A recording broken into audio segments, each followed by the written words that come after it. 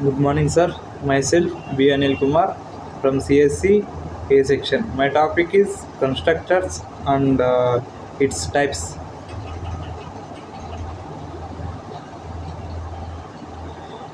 Introduction to constructors. Constructors are special method used to initialize object in Java.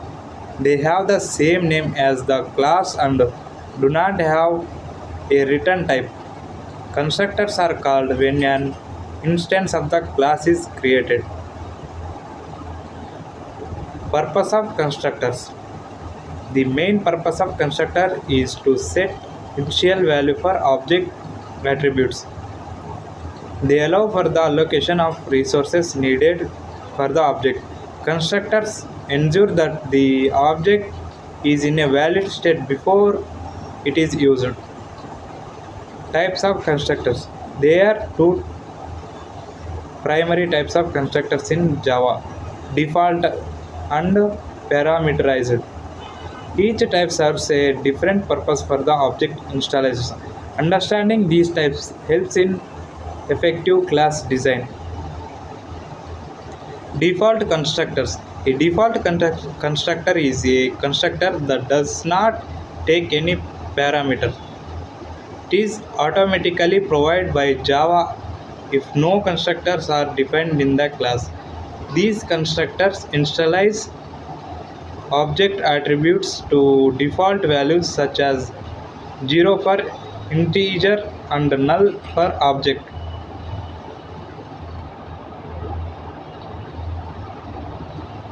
Example of default constructor. Here a simple example of a class with a default constructor. The car initialize its attribute with default value. When an object of car is created, the default constructor is invoked automatically. Parameterized constructor. A parameterized constructor allows passing argument to initialize an object. It provides flexibility to set prefixation value for the object attribute during creation. These type of constructors can have multiple parameters of different data types. Examples of parameterized constructors. An example of parameterized constructors can be seen in a book class. This class might accept parameters like title and author to set its attributes. When creating a book object, specific value can be passed to the constructors. Constructor overloading. Constructor overloading is the concept of having multiple constructors in a class. Each constructor must have a different parameters list to distinct them. This allows object to initialize in various ways depending on the provided arguments. Examples of constructor overloading. In a class student, multiple constructors can be defined for different initialization needs. One constructor may accept only the student name while another include age and grade. This flexibly enhance the unusable of the student class. Chaining constructors. Constructor chaining occur when the constructor calls another constructor with the same class.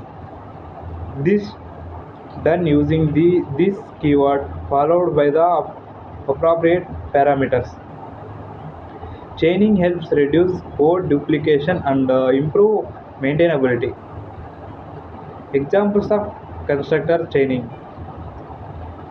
In a class employee, a constructor can call another to set default value. For example, an employee might set a default salary when initialized. This practice stimulates the installation process and enhance clarity. Access modifiers with constructors. Constructors can have access modifiers like public, private, or protected.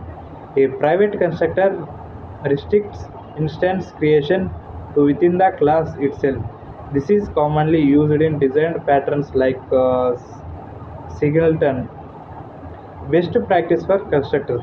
Always provide a default constructors. If your class will be instant without parameters, use parameterized constructors for required field to enforce object validity.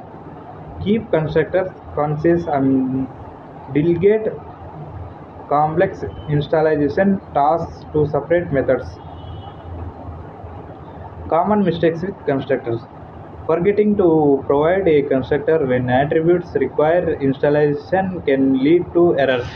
Overusing default constructors can result in an object with invalid state. Not understanding constructors overloading can lead to ambiguity in object creation. Conclusion. Understanding constructor is essential for effective object-oriented programming in Java. Different types of constructors serve different installation need to classes. Mastering constructors used can improve code quality and maintainability. And thank you.